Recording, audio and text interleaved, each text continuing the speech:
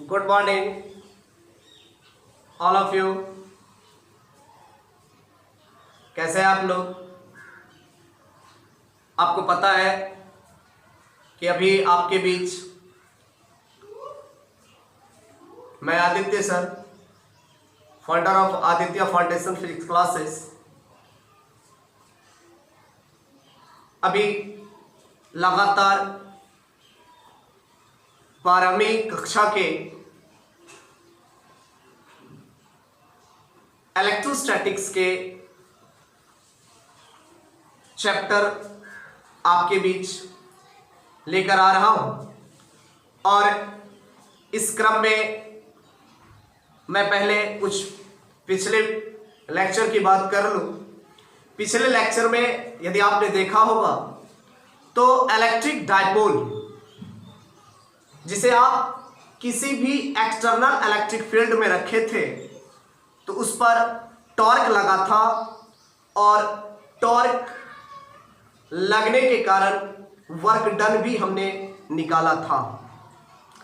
यानी अभी तक आपने जो क्लास किया उसमें आपने देखा कि जब आप किसी भी विद्युत क्षेत्र में द्विध्रुव को ले जाते हैं तो उसको घुमाने में कितना कार्य करना पड़ता है।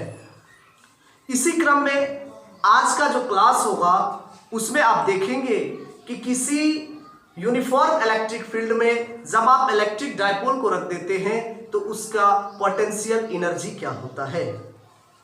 Potential energy of N electric dipole placed in an uniform electric field. किसी एक समान विद्युत क्षेत्र में रखे द्विध्रुव की स्थितिज ऊर्जा कैसे कैलकुलेट करते हैं, आज के क्लास में आप देखेंगे। कॉपी और पेन अपने साथ लेकर बैठ जाइए। बहुत ही आसान तरीके से मैं समझाऊंगा, ध्यान से समझिएगा, प्रॉब्लम नहीं होगा।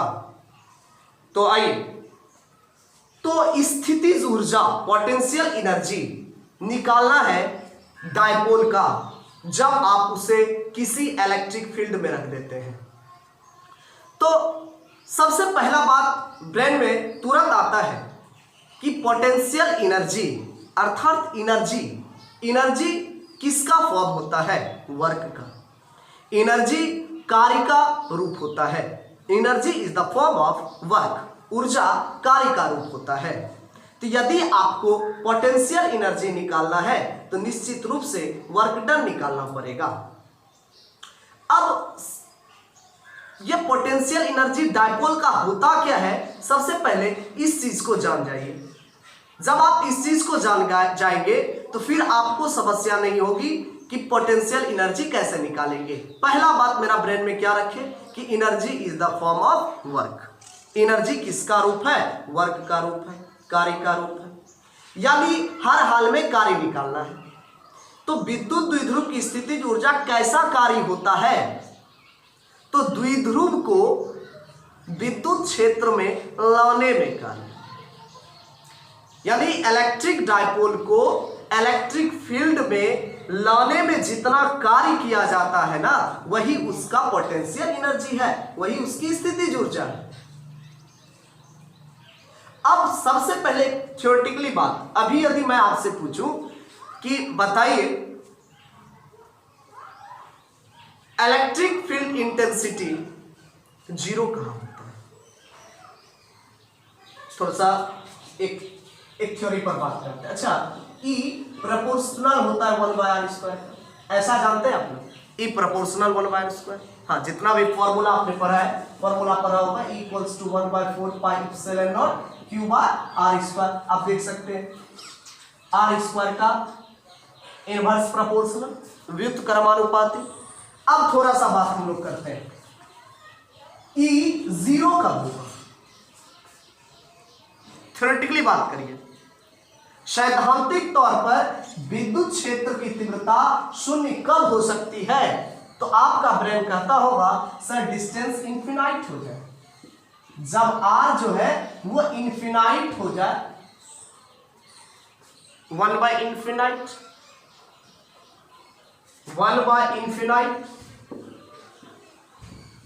0।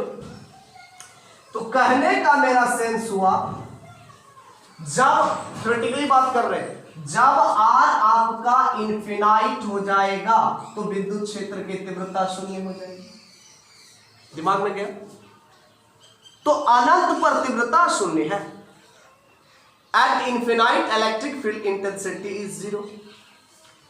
अब इनफिनाइट से आप डायपोल को लेकर आए कहां? इलेक्ट्रिक फील्ड में। आपने जितना वर्क डन किया वो आपका पोटेंशियल एनर्जी के फॉर्म में कन्वर्ट हो गया। क्या समझे? विद्युत द्विध्रुव को अनंत से विद्युत क्षेत्र में लाने में जितना कार्य करना पड़ा वही उसकी स्थितिज ऊर्जा हो गई। ठीक है? Work done to carry an electric dipole from infinite to the position in electric field. किसी विद्युत द्विध्रुव को अनंत से विद्युत क्षेत्र के भीतर लाने में किए गए कार्य को विद्युत द्विध्रुव की स्थितिज ऊर्जा कहा जाता है। ये पॉइंट मैंने नोट कर लिया। क्या कहा? किसी विद्युत द्विध्रुव को कहां से लाना है? इनफिनाइट से, अनंत से। किसी विद्युत द्विध्रुव को अनंत से विद्युत क्षेत्र में लाने में जितना कार्य किया जाता है वह कार्य का परिमाण स्थितिज ऊर्जा होती है द्विध्रुव की। यही बात बोला, work done to carry an electric dipole from infinite to a position in electric field is known as potential energy of electric dipole. यानी इलेक्ट्रिक डायपोल का पोटेंशियल एनर्जी क्या हुआ? वर्क डन हुआ डायपोल को इनफिनाइट से लेकर आने में। यानी द्विध्रुव को अनंत से लेकर आने में जो कार्य किया जाता है वो उसकी स्थितिज ऊर्जा होगी।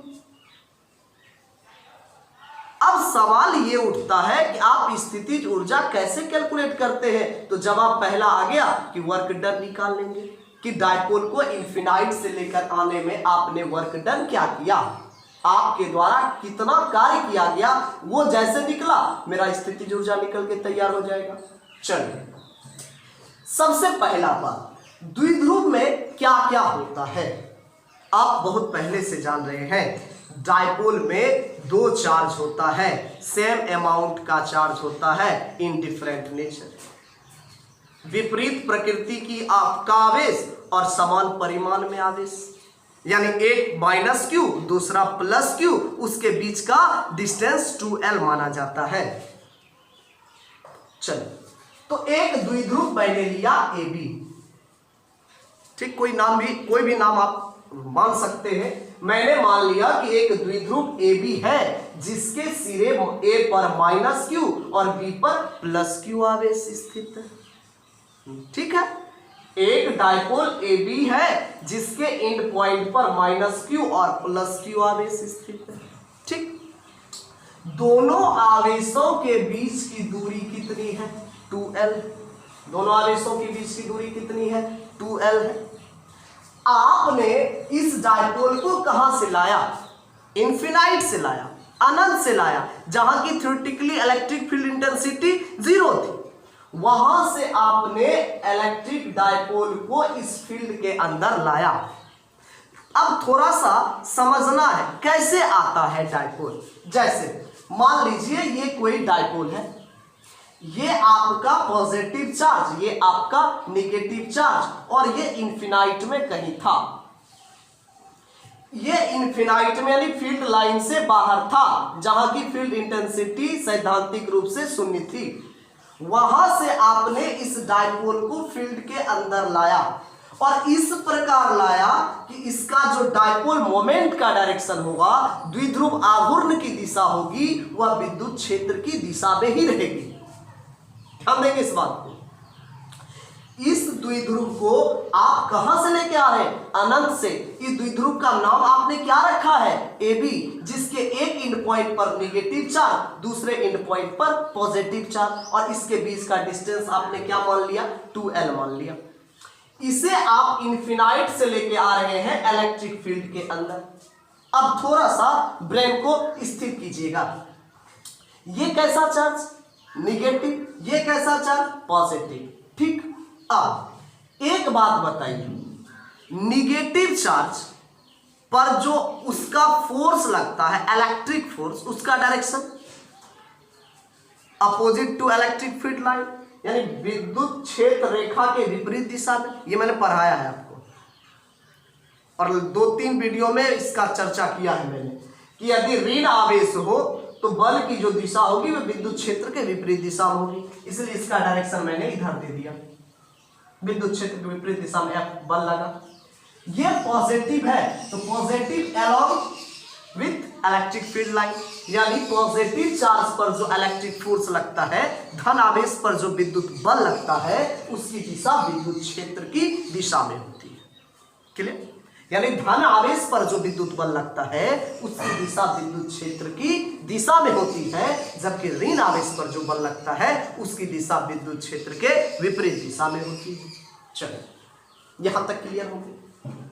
अब थोड़ा सा सोचिएगा, ये डायपोल है, ये द्विध्रुव, ये इन्फिनाइट पे रखा हुआ था, ये पॉजिटिव, ये ब्लैक वाला मैंने मान लिया पॉजिटिव है, व्हाइट वाला नेगेटिव है समझने के लिए।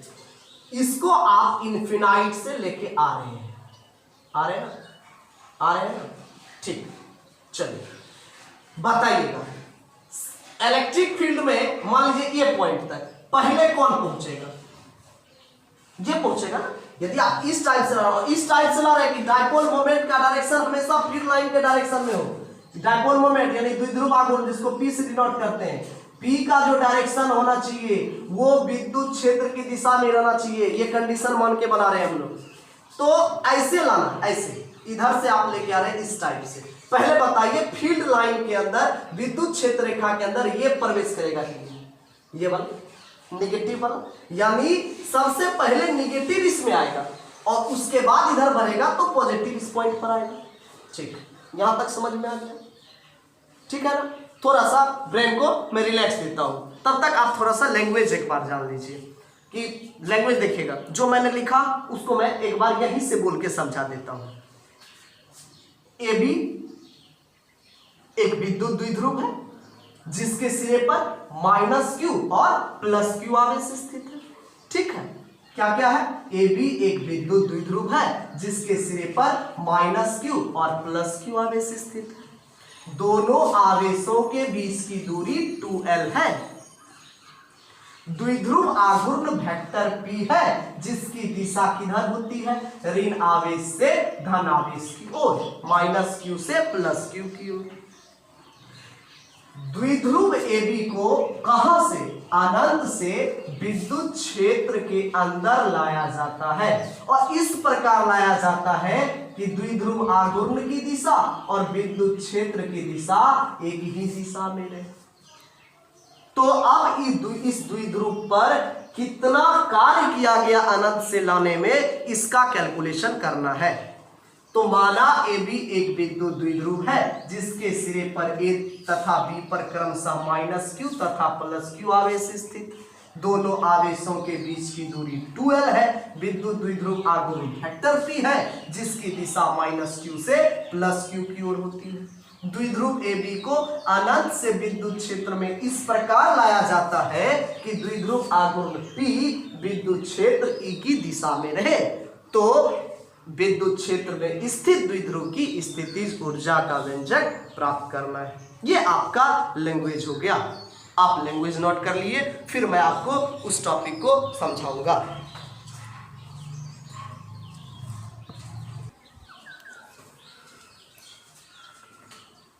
चलिए, तो लैंग्वेज के बाद हम लोग अब थोड़ा सा कार्य निकालने सिखाते हैं। इस चीज को बहुत ही गहराई से समझिएगा। यहां पर यदि एक बार भी आपका ब्रेन इधर उधर हुआ तो फिर आप के मन में डाउट रह जाएगा कि सर ये क्या बोल दिए बीच में, इसलिए बहुत ही गहराई समझिएगा। मैंने क्या कहा? स्थितिज ऊर्जा निकालना है द्विध्रुव का। तो स्थितिज ऊर्जा होता क्या है कि द्विध्रुव को अनंत से विद्युत क्षेत्र में लाने में आपको जितना कार्य करना पड़ा, ठीक है, यानी कार्य निकालेंगे द्विध्रुव को विद्युत क्षेत्र के अंदर लाने में। अब इस कार्य को समझना है। अभी मैं एक एग्जाम्पल के तौर पे ये एक द्विध्रुव मान लिया, इतना ज्यादा डिस्टेंस होता नहीं, लेकिन मैंने मान लिया कि ये एक द्विध्रुव है जिसके एक पॉइंट को मैंने पॉजिटिव चार्ज का और दूसरे को निगेटिव चार्ज का। ठीक है, इसके बीच का शॉर्टेस्ट डिस्टेंस 2L है। चलिए, ये द्विध्रुव अभी यहां कुछ नहीं, यहां पर एक इलेक्ट्रिक फील्ड है और ये डायपोल इनफिनाइट पे है जहां पर सैद्धांतिक रूप से तीव्रता शून्य होती है। बता दिया क्यों शून्य होती है इससे पहले। यह द्विध्रुव इनफिनाइट पे रखा हुआ था, अनंत पर रखा हुआ था, और इसको आप विद्युत क्षेत्र में इस प्रकार ला रहे हैं, ऐसे कि इसका डायपोल मोमेंट का डायरेक्शन ये होता है निगेटिव टू पॉजिटिव। इसका द्विध्रुव आघूर्ण का जो दिशा है वो विद्युत क्षेत्र की दिशा में रहेगा। चलिए लाया इसको, बताइएगा पहले कौन आएगा। चलिए इस पॉइंट बी पर बात करते हैं। बिंदु बी पर बताइए सबसे पहले कौन आएगा, ये वाला आएगा कि ये चलाएगा, ये इसको क्या माने निगेटिव, यानी बिंदु बी पर सबसे पहले -Q पहुंचेगा, उसके बाद फिर ये इधर चला जाएगा, फिर बिंदु बी पर +Q पहुंचेगा और इसकी ये स्थिति आ जाएगी। ये समझ में आ गया कि ये द्विध्रुव अनंत से आया इस जगह, सबसे पहले माइनस यहां पहुंचेगा, फिर माइनस इधर जाएगा, फिर प्लस इस जगह पहुंचेगा और ए बी स्थिति में द्विध्रुव आ जाएगा। चलिए अब पहले -Q को आप इधर ले जा रहे हैं, -Q को इधर ले जा रहे हैं, आप क्यों ले जा रहे हैं, तो फटाफट भाग जाएगा। क्यों? क्योंकि फोर्स लाइन का डायरेक्शन इलेक्ट्रिक फील्ड लाइन के अपोजिट डायरेक्शन में है, तो -Q तो खुद ब खुद भाग जाएगा, अपने आप भाग जाएगा। अपने आप तो भगाना नहीं, इसको बैलेंस्ड करके रखना है। तो बैलेंस्ड करने के लिए -Q को क्या लगाना पड़ेगा, फोर्स आपको लगाना पड़ेगा बाहर से। ये फोर्स इसका खुद ब खुद अपना फोर्स लग रहा है जो कि इलेक्ट्रिक फील्ड लगा रहा है, लेकिन कार्य तो आपको करना पड़ रहा है ना। तो कार्य किसको देखना है, कर्ता द्वारा किया गया कार्य, तो एक्सटर्नल वर्क को देखना। तो एक्सटर्नल वर्क जो है उसके लिए आपको इस फोर्स को मत देखना, एक्सटर्नल को देखना। एक्सटर्नल, अब एक्सटर्नल फोर्स कैसे लगेगा, अच्छा -Q है, -Q तो फटाफट चलता चला जाएगा। -Q क्यों, क्योंकि -Q को एक फोर्स अंदर से खींचा, चल दिक्कत, -Q तो अपने आप भाग जाएगा, लेकिन हमको ऐसे नहीं, इसको एक कंडीशन में आके रोकना भी है ना। तो इसके लिए -Q को बाहर से एक फोर्स लगाना है, इसका डायरेक्शन इधर होगा, समझिएगा इस चीज को। -Q पर जो फोर्स आप लगेगा, ये फोर्स इलेक्ट्रिक फील्ड लगा रहा है, लेकिन आप क्यों लगाइएगा, इसको बैलेंस करने के लिए। क्यों बैलेंस करिएगा, संतुलित क्यों कीजिएगा। यदि आप संतुलित नहीं कीजिएगा तो -Q तो चलते चला जाएगा, फिर डायपोल का निर्माण कैसे होगा। तो आपने एक फोर्स इसको लगाया, लेकिन -Q जाना किधर चाहा, यहां से इधर, थोड़ा समझना। -Q चार्ज है, -Q चार्ज यदि जैसे इलेक्ट्रिक फील्ड में आएगा वो फटाफट चलना शुरू कर देगा फील्ड लाइन के अपोजिट डायरेक्शन में। तो आप डायपोल को AB की स्थिति में रोकने के लिए -Q पर एक फोर्स लगाओगे, ये एक्सटर्नल फोर्स आप लगा दें बाहर से, तो ये फोर्स का डायरेक्शन होगा -Q पर। लेकिन -Q आ किधर रहा, इधर, तो डिस्प्लेसमेंट जो होगा, विस्थापन जो होगा वो इधर होगा। अब तो -Q के लिए समझ में आया। -Q के लिए आप बैलेंस करने के लिए फोर्स लगा रहे हैं इधर। बैलेंस क्यों करना पड़ रहा है, क्योंकि इलेक्ट्रिक फील्ड में जैसे जाएगा तो इसको इधर की ओर अपने आप खींचते चला जाएगा, फिर आपका डायपोल बनेगा ना। वो तरफ यदि बहुत ज्यादा सेपरेट हो जाएगा तो फिर डायपोल बनेगा नहीं। तो -Q को बैलेंस करने के लिए, -Q को रोकने के लिए आपने इस पर एक एक्सटर्नल फोर्स लगाया जिसका डायरेक्शन अपोजिट, इस फोर्स का अपोजिट। लेकिन -Q आ किधर रहा था, B2A यानी इसका डिस्प्लेसमेंट जो है इधर हो रहा था। बहुत अच्छा, अब देखिए, तो जब बल और displacement, force and displacement opposite direction में हो तो वर्क डन निगेटिव होता है। वर्क डन क्या होता है? निगेटिव, ऋणात्मक। तो इसका मतलब माइनस क्यू द्वारा जो कार्य होगा, माइनस क्यू चार्ज पर जो कार्य होगा वो कैसा होगा? निगेटिव होगा। माइनस क्यू पर जो चार्ज होगा वो कैसा होगा? निगेटिव। समझ में आया क्यों निगेटिव? क्योंकि माइनस क्यू जैसे फील्ड में प्रवेश करेगा वो फील्ड के अपोजिट भागना शुरू कर देगा, जिसको बैलेंस करने के लिए हम फोर्स लगाएंगे, फोर्स अपोजिट लगाएंगे। तो फोर्स का डायरेक्शन इधर होगा, लेकिन माइनस क्यू बी टू ए जा रहा है, बी से ए की ओर जा रहा है माइनस क्यू। इसका मतलब है कि बल और विस्थापन विपरीत हो तो कार्य ऋणात्मक होता है। तो माइनस क्यू आवेश पर किया गया कार्य कैसा होगा? ऋणात्मक। चलिए अब प्लस क्यू की बात करते हैं। प्लस क्यू पर आप इधर लगा रहे हैं, लेकिन इधर आ रहे हैं, प्लस क्यू पर इधर फोर्स लगा रहे हैं, तो प्लस क्यू पर आपने फोर्स किधर लगाया? इधर की ओर फोर्स लगाया। ये फोर्स को मत देखना, मैं एक्सटर्नल फोर्स की बात कर रहा हूं। ये फोर्स तो इलेक्ट्रिक फील्ड लगा रहा है। अब एक्सटर्नल फोर्स आपने इधर लगाया। अच्छा बताइए, प्लस क्यू को आप ले भी जा रहे हैं किधर? इंफिनाइट से इधर ही ले जा रहे हैं ना। इसका विस्थापन भी आपका इधर ही है, डिस्प्लेसमेंट इधर हो रहा है। तो जब फोर्स और डिस्प्लेसमेंट सेम डायरेक्शन में हो तो कार्य जो होता है वो पॉजिटिव होता है।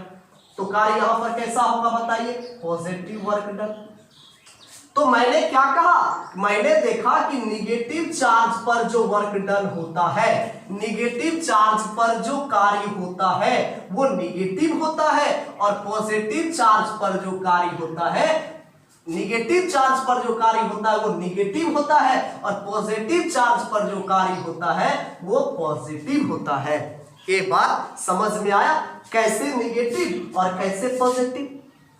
एक बार मैं पुनः समझा दे रहा हूं कि ये निगेटिव चार्ज है, ये जब फील्ड में प्रवेश करेगा तो इसका फोर्स का जो डायरेक्शन होगा वो फील्ड के अपोजिट, यानी इसको फटाक से खींचना शुरू कर देगा इधर, जिसको बैलेंस करने के लिए आप एक्सटर्नल फोर्स उसके अपोजिट लगाएंगे।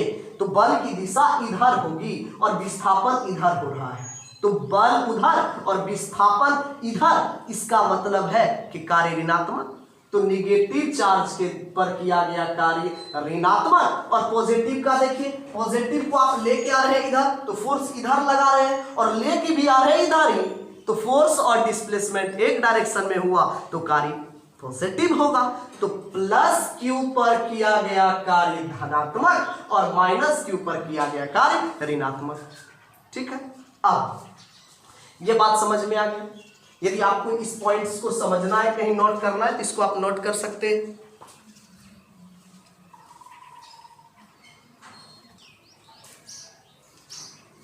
चलिए अब देखिए, तो ये बात क्लियर हो गया मेरा, इस बात को हम समझ गए। अब ये सबसे पहले बताइए, ये माइनस था, ये बी पर पहुंचा। यदि बी तक आप रोकते हैं, फिर प्लस था, वो भी बी पर पहुंचा, तो दोनों के द्वारा जो वर्क होगा वो बराबर होगा, क्योंकि बी तक आने में तो दोनों समान दूरी तय करेगा। मैं यहां तक की अभी बात नहीं कर रहा हूं, अभी इधर रोक रहे हैं इसको। बी तक आने में प्लस जितना काम करे, पहले कौन पहुंचेगा? माइनस, तब आएगा प्लस। प्लस जब आएगा तो माइनस इधर चला जाएगा।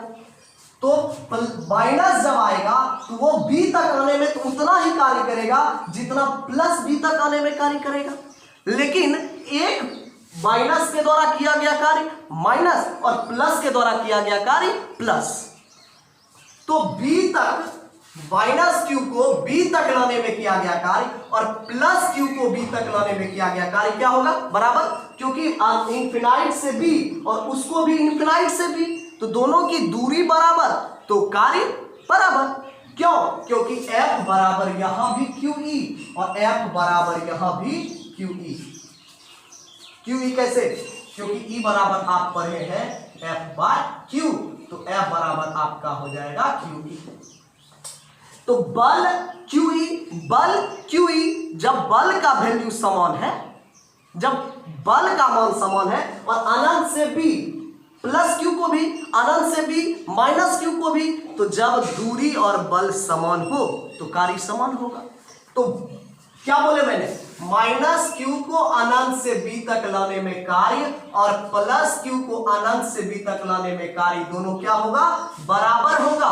लेकिन माइनस क्यू पर किया गया कार्य माइनस, जो पहले हम समझ चुके हैं, और प्लस क्यू पर किया गया कार्य प्लस, और दोनों का जब एक प्लस और एक माइनस बराबर हो तो कट जाएगा, कट के जीरो।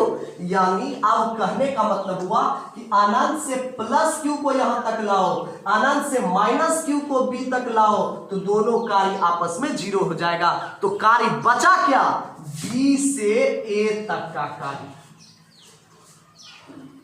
यही कॉन्सेप्ट अभी देना था कि माइनस क्यू को बी तक लाया, पहले माइनस को बी तक लाया, फिर प्लस को बी तक लाया, तो दोनों कार्य बराबर हुआ बी तक लाने में। तो दो, एक पॉजिटिव और एक नेगेटिव था तो कट के जीरो हो गया। तो अब बचा क्या, जब ए बी कंडीशन लाना है तो अब कार्य इतना ही बचा, बी से कहां तक, ए तक लाने में किया गया कार्य। किसको, माइनस क्यू को। यानी माइनस क्यू को, अब देखो अनंत से प्लस आया यहां, अनंत से माइनस आया यहां, तो दोनों जीरो हो गया। तो अब प्लस तो यहीं पे रह गया, प्लस इसी जगह रह गया, माइनस इधर आ गया। यानी माइनस जो है बी से कहां तक आया, ए तक। तो माइनस क्यू बी से ए तक जो गया वह कितना कार्य किया, यही कार्य स्थितिज ऊर्जा हो जाएगा। यानी अब मात्र एक ही चीज हमको कैलकुलेट करना है कि माइनस क्यू ए तक जो आया, कहां से आया, बी से। क्यों, क्योंकि अनंत से आया और अनंत से प्लस भी आया, दोनों कट के जीरो हो गया, अनंत का काम खत्म हो गया। अब सिर्फ एक ही काम बचा कि माइनस क्यू बी पर जो आया था उसके बाद ए तक आने में उसने कितना काम किया।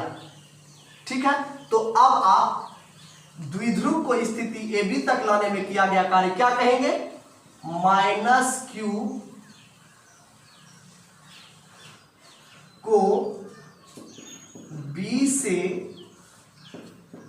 ए तक लाने में किया गया कार्य।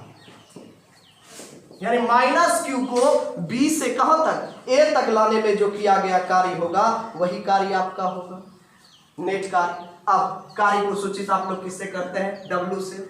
और बताइए माइनस क्यू को लाने में किया गया कार्य कैसा होता है, निगेटिव होता है, माइनस। और कार्य का फॉर्मूला बल गुना दूरी, दूरी कौन, बी से ए, तो बी ए।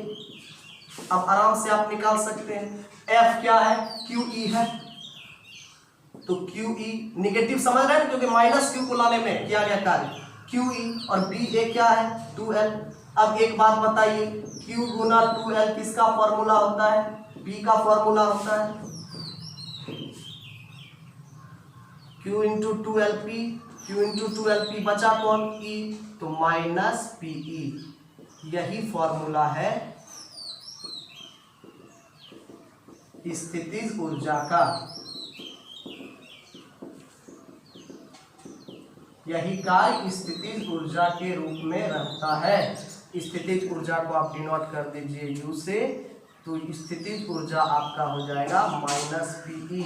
यह कौन सी स्थिति में निकला, संतुलन की स्थिति में, जिसको आप इक्विलिब्रियम स्टेट बोलते हैं। तो यानी यह स्थिति में अस्थाई संतुलन की अवस्था में है।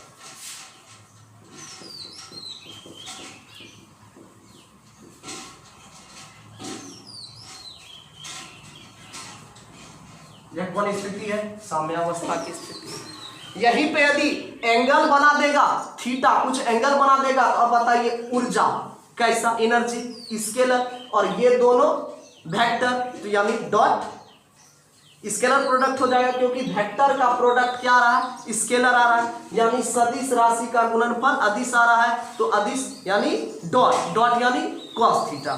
तो थीटा के साथ भी आप देख सकते हैं।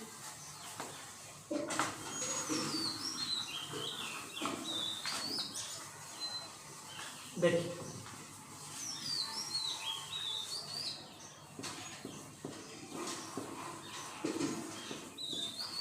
यदि द्विध्रुव ई के साथ थीटा कोण बनाता है,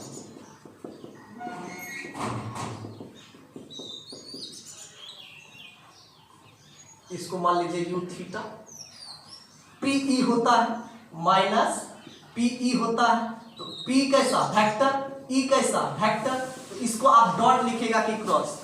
ऊर्जा, ऊर्जा अदिश स्केलर, स्केलर यानी डॉट प्रोडक्ट, कौन प्रोडक्ट डॉट, तो डॉट प्रोडक्ट आप इसको ऐसे लिख सकते हैं पीई कॉस थीटा, यानी थीटा के कंडीशन में स्थितिज ऊर्जा हो जाएगा माइनस पीई कॉस थीटा। इसका कुछ स्पेशल केस भी आप जान लीजिएगा, जब दिशा में हो तो कार्य माइनस पीई, जब लंबवत होगा तो cos 90, cos 90 कितना होता है 0, यानी जब आप इसको ऐसे लेके आएंगे, अभी आपने डायपोल को ऐसे लाया ऐसे, जब आप डायपोल को ऐसे लाएंगे, ऐसे लाएंगे तो माइनस क्यू जितना दूरी तय करेगा प्लस क्यू भी उतने दूरी तय करेगा, तो यहां तो कार्य 0 हो जाएगा, ऐसे समझ सकते हैं आप। देखिए ना, ऐसे लाए थे तब ना कि माइनस यहाँ आके फिर यहाँ भाग गया, तो इतना दूरी पर एक्स्ट्रा वर्क हुआ तो वर्क निकला। लेकिन जब आप डायपोल को ऐसे करके ला रहे,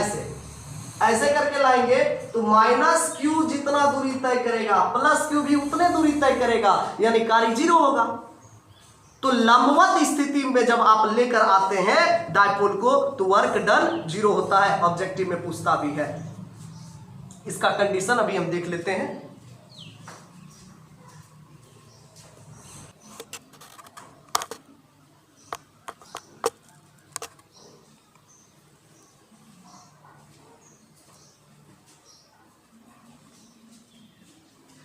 चलिए पहला कंडीशन, जब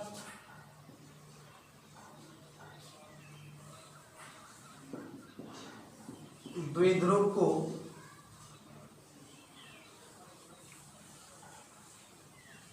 क्षेत्र की दिशा में लाया जाता है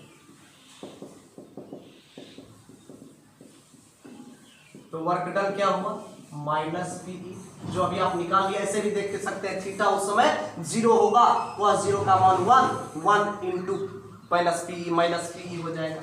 सेकेंड कंडीशन में देखना है,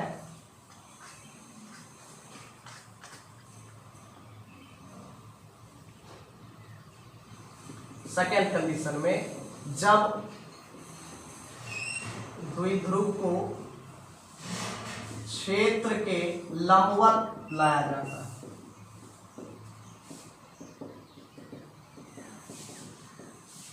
थीटा 90, आप अब आराम से बना सकते हैं, तो आपका स्थितिज ऊर्जा जो होगा वो cos 90 की वैल्यू कितनी 0, तो माइनस पी को 0 से गुना कर दो 0, कार्य नहीं होगा। और एक ऑब्जेक्टिव में कभी कोई पूछा है, इसलिए इसको भी ध्यान दीजिएगा। और जब द्विध्रुव को क्षेत्र के विपरीत लाया जाता है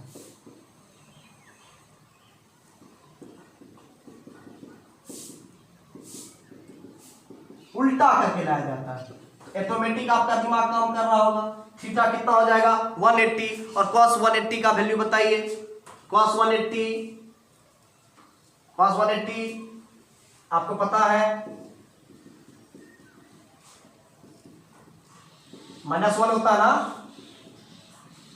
-1 माइनस इंटू माइनस प्लस, तो पीई हो जाएगा, यानी वर्क डन पीई हो जाएगा प्लस में। तो इसके बाद हम आपसे मिलेंगे अगले वीडियो में, तब तक के लिए धन्यवाद।